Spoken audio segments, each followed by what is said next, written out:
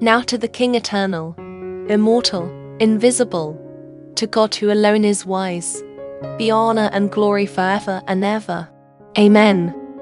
And we know that all things work together for good to those who love God, to those who are the called according to his purpose.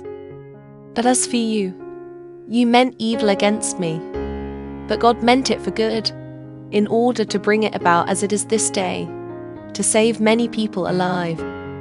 And this is eternal life, that they may know you, the only true God, and Jesus Christ whom you have sent.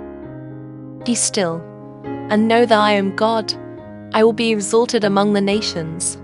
I will be exalted in the earth. Oh, the depth of the riches both of the wisdom and knowledge of God. How unsearchable are his judgments and his ways past finding out. The name of the Lord is a strong tower. The righteous run to it and are safe.